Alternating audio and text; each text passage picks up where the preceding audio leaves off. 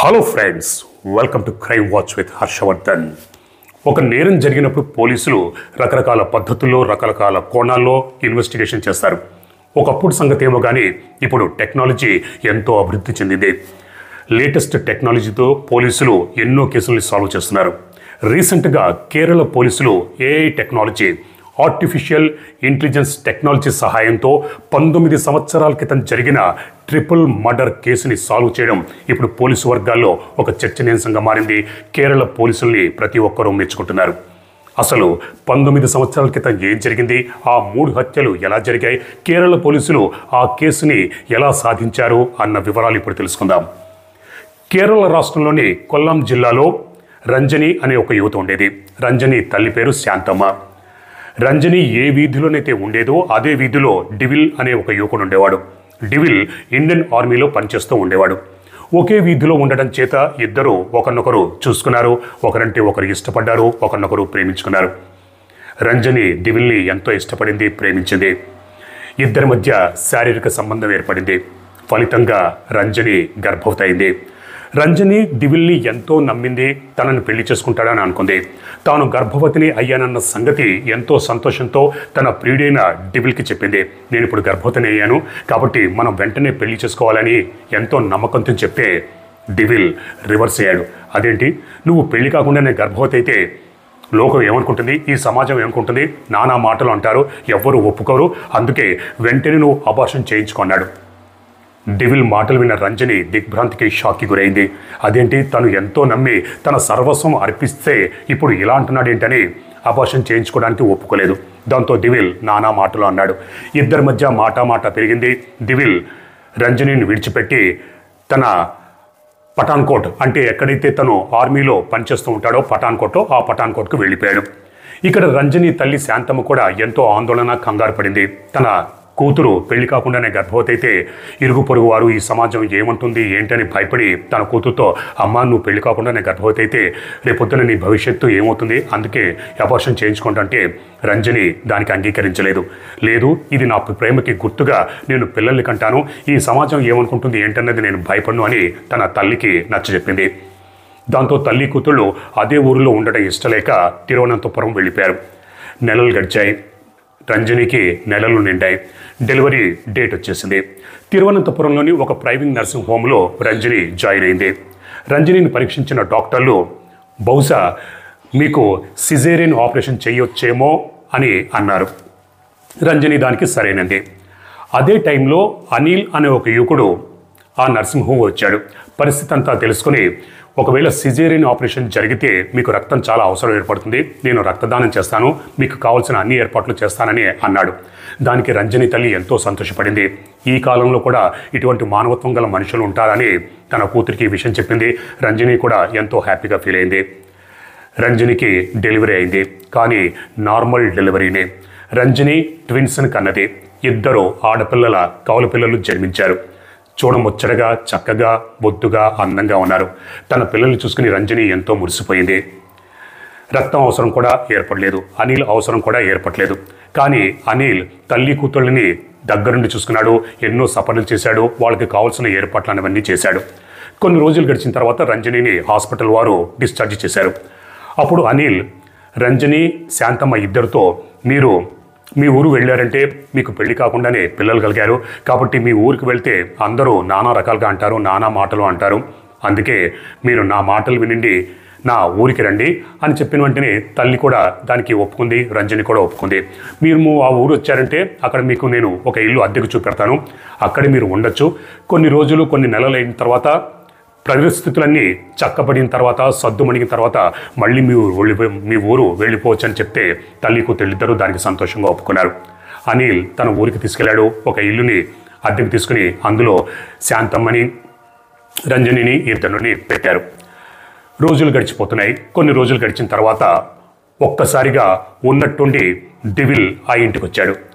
తన ప్రియుడు అయిన డివిల్ని చూసిన వెంటనే రంజని సంతోషంతో ఉప్పొంగిపోయింది.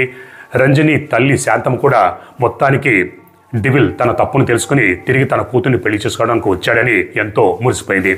డివిల్ కూడా రంజనితో యోగక్షేమాలు అవి కనుక్కున్నాడు. తన ఇద్దరు కవల పిల్లల్ని చూసుకుని ఎంతో మురిసిపోయాడు.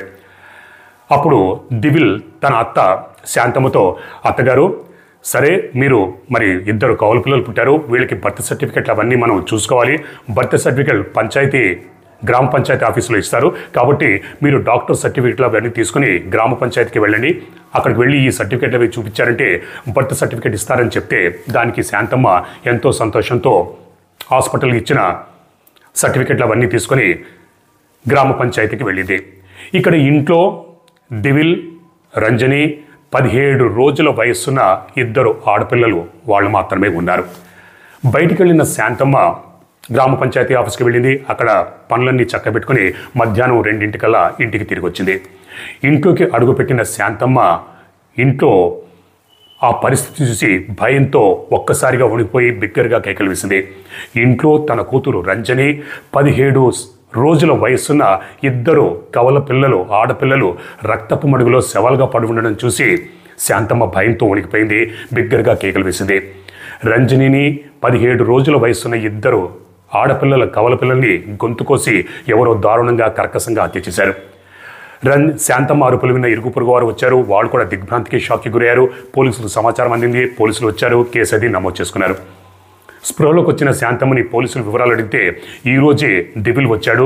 దివిల్ వచ్చిన వెంటనే నాకు పని చెప్తే నేను బయటికి వెళ్ళి ఇంటికి తిరిగి వచ్చేసరికి ఈ విధంగా జరిగిపోయింది. బహుశా దివిలే ఈ హత్యలు చేసుంటాడని శాంతమ్మ తన వాంగ్మూలం పోలీసులకు చెప్పింది.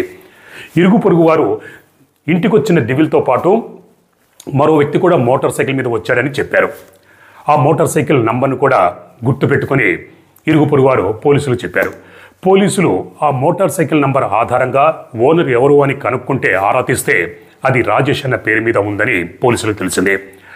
పోలీసులు రాజేష్ ఎవరైనా ఆరా తీస్తే రాజేష్ కూడా పఠాన్కోట్ ఇండియన్ మిలిటరీ ఆర్మీలో పనిచేస్తున్నాడన్న సంగతి తెలిసింది.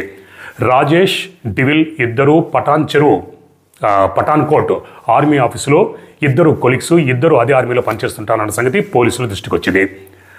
పోలీసులు పఠాన్కోట్ ఆర్మీ క్యాంప్కి వెళ్ళారు. అక్కడ విచారిస్తే దివిల్, రాజేష్ ఇద్దరు చెప్పా పెట్టకుండా, ఎటువంటి సెలవు పెట్టకుండా పారిపోయారన్న సంగతి పోలీసుల దృష్టికి వచ్చింది. దాంతో పోలీసులు దివిల్, రాజేష్ కోసం గాలించారు. కానీ రోజులు గడుస్తున్నాయి, నెలలు గడుస్తున్నా దివిల్, రాజేష్ ఎక్కడున్నారన్న సంగతి పోలీసులు కనుక్కోలేకపోయారు. దివిల్, రాజేషే హత్యలు చేశారన్న సంగతి ప్రాథమికంగా పోలీసులు గుర్తించినా దివిల్, రాజేష్ ఎక్కడున్నారన్న సంగతి వాళ్ళ జాడ పోలీసులు కనిపెట్టలేకపోయారు. రోజులు, నెలలు గడిచిపోయాయి, కొన్ని సంవత్సరాలు గడిచిపోయాయి. కానీ కేరళ పోలీసులు వీళ్ళిద్దరు ఆచూకీ కనుక్కోలేకపోయారు. దాంతో శాంతమ్మ కోరిక మీద ఈ కేసుని సిబిఐకి అప్పగించారు. సిబిఐ రంగంలోకి దిగింది, ఇన్వెస్టిగేషన్ చేయడం మొదలుపెట్టింది. సిబిఐ ఇన్వెస్టిగేషన్లో దివిల్ ఏ రోజైతే వచ్చాడో దానికి వారం రోజుల ముందు రంజని మహిళా కమిషన్కి, పోలీసులకి ఒక ఫిర్యాదు చేసింది. తనకు పుట్టిన ఇద్దరు ఆడపిల్లల కవల పిల్లలు, వాళ్ళకి తండ్రి దివిల్ వల్లే నేను గర్భవతినయ్యాను, దివిల్ పెళ్లి చేసుకోవడం ఇష్టం లేక వదిలిపెట్టి పారిపోయాడు, దివిల్ పలానా పఠాన్కోట్ మిలిటరీ ఆర్మీలో పనిచేస్తున్నాడు, కావాలంటే అతనికి డిఎన్ఏ టెస్ట్ జరిపించండి, అప్పుడు నా పిల్లలకి తండ్రి అతనేనని తెలుస్తుందని మహిళా కమిషన్లోనూ పోలీస్ స్టేషన్లోనూ కంప్లీట్ ఇచ్చింది. కంప్లీట్ ఇచ్చిన వారం రోజులకే దివిల్ ఆ ఇంటికి వచ్చాడు. దాంతో దివిలే హత్యలు చేశాడని సిబిఐ దృష్టికి వచ్చింది. సిబిఐ కూడా ఇన్వెస్టిగేషన్ చేసింది. దివిల్ని, రాజేష్ని పట్టుకోవడానికి ఎంతో ప్రయత్నాలు చేసింది. కానీ వాళ్ళిద్దరు ఆచూకీ సిబిఐ కూడా కనుక్కోలేకపోయింది. సంవత్సరాలు, నెలలు గడిచిపోయాయి. ఈ 3 హత్యలు 2006వ సంవత్సరం ఫిబ్రవరి 10వ తారీఖున జరిగింది. ఆ ఫిబ్రవరి 10వ తారీఖే 2006వ సంవత్సరంలో దివిల్ రంజని ఇంటికి వచ్చాడు. 10 సంవత్సరాలు గడిచిపోయాయి. సిబిఐ చేతులు ఇచ్చింది. ఇద్దరు హంతకులు అన్న సంగతి సిబిఐకి తెలిసిన వాళ్ళు ఎక్కడుంటారన్న జాడ సిబిఐ కూడా కనుక్కోలేకపోయింది. దాంతో ఛార్జ్షీటు కోర్టులో సబ్మిట్ చేస్తూ వీళ్ళిద్దరే హంతకులు, కానీ వీళ్ళిద్దరి ఆచూకీ మేము కనుక్కోలేకపోయామని ఒక క్లోజర్ రిపోర్ట్ లాంటిది కోర్టులో సబ్మిట్ చేసింది. ఒక విధంగా కేసు క్లోజ్ అయిపోయినట్టే. నెలలు, సంవత్సరాలు గడిచిపోయాయి. 2024వ సంవత్సరం వచ్చేసింది. కేరళ పోలీసులు అక్కడ లా అండ్ ఆర్డర్ ఏడీజీగా మనోజ్ ఇబ్రాహిం అనే కొత్త ఆఫీసర్ వచ్చాడు. ఇప్పుడు టెక్నాలజీ ఎంతో అభివృద్ధి చెందింది. 2006వ సంవత్సరం కంటే ఈ 2024 ఇప్పటికీ ప్రజెంట్ సిచ్యువేషన్లో టెక్నాలజీ, సైన్స్ ఎంతో అభివృద్ధి చెందింది. ఈ అభివృద్ధి చెందిన టెక్నాలజీతో పోలీసులు ఎన్నో కేసులు సాల్వ్ చేస్తున్నారు.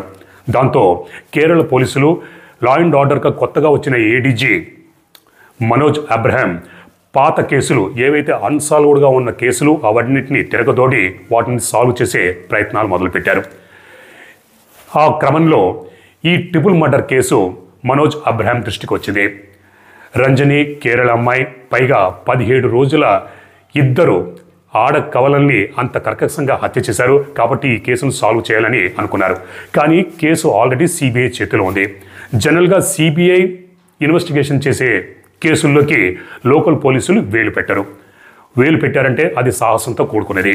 అయినా సరే కేరళ పోలీసులు ఎవ్వరికీ తెలియకుండా సీక్రెట్గా ఈ కేసు ఇన్వెస్టిగేషన్ చేయడం మొదలుపెట్టారు. 2006 అంటే దాదాపు 19 సంవత్సరాల క్రితం ఈ 3 హత్యలు జరిగాయి. అప్పుడు ఈ దివిల్, రాజేష్ ఇద్దరు యవ్వనంలో దగ్గర 30 ఏళ్ల వయసులో ఉన్నారు. 20 సంవత్సరాలు గడిచిపోయాయి. అంటే ఇప్పుడు 50 సంవత్సరాలు వచ్చుంటాయి. ఈ 50 సంవత్సరాల్లో వాళ్ళు ఎలా ఉంటారు, ఏ విధంగా ఉంటారో, ఎందుకంటే ఏఐ టెక్నాలజీ వచ్చింది, ఆర్టిఫిషియల్ ఇంటెలిజెన్స్. మనకందరికీ తెలిసిందే ఏఐ టెక్నాలజీతో ఫోటోల్ని, కదలకుండా ఉన్న ఫోటోల్ని కదిలిస్తున్నారు, ఆడిస్తున్నారు, పాడిస్తున్నారు. అదేవిధంగా మనం చిన్నప్పుడు ఏ విధంగా ఉంటామన్న సంగతి ఏఐ టెక్నాలజీతో తెలుసుకోవచ్చు. అలాగే మనం ముసలితనంలో ఏ విధంగా ఉంటామన్న సంగతి కూడా ఏఐ టెక్నాలజీతో తెలుసుకోవచ్చు. ఎంతో అభివృద్ధి చెందింది, ఎన్నో యాప్లు వచ్చాయి, అందరికీ తెలిసిందే. కేరళ పోలీసులు కూడా ఈ ఏఐ టెక్నాలజీతో 20 సంవత్సరాల క్రితం డివిల్, రాజేష్ ఏ విధంగా ఉన్నారో ఇప్పుడు ఏ విధంగా ఉంటారన్న సంగతి తెలుసుకోవాలనుకున్నారు. అఫ్కోర్స్ సిబిఐ చేతులకి ఈ కేసు ఉన్న లోకల్ కేరళ పోలీసుల ఫైల్లో ఈ రాజేష్, డివిల్ ఫోటోలు ఉన్నాయి. దాంతో ఏఐ టెక్నాలజీతో ఇప్పుడు ఏ విధంగా ఉంటారన్న సంగతి కేరళ పోలీసులు పరీక్షించడం మొదలుపెట్టారు. ఈ 20 సంవత్సరాల్లో వాళ్ళకి జుట్టుడిపై బట్టతలు రావచ్చు, గెడ్డం పెరగచ్చు, గెడ్డం లేకుండా ఉండొచ్చు, మీసాలు ఉండొచ్చు, మీసాలు లేకుండా, ఇలా రకరకాల ఫోటోల్ని కేరళ పోలీసులు ఏఐ టెక్నాలజీతో క్రియేట్ చేసి ఈ రాజేష్, డివిల్ ఫోటోల్ని సోషల్ మీడియాలో పెట్టి, సోషల్ మీడియాలో అంటే ఫేస్బుక్ కావచ్చు, ఇన్స్టాలో అందులో ఉన్న వాళ్ళ ఫోటోలతో మ్యాచ్ చేయడం మొదలుపెట్టారు. మన భారతదేశ జనాభా చాలా ఎక్కువగా ఉంటుంది, అంతమందితో పోల్చుకోవడం కష్టం. కాబట్టి కేరళ పోలీసులు కేవలం ప్రపంచవ్యాప్తంగా కేరళీయులు ఎంతమంది ఉన్నారో సోషల్ మీడియాలో వాళ్ళతో ఈ రాజేష్, డివిల్ ఫోటోలను మ్యాచ్ చేయడం మొదలుపెట్టారు.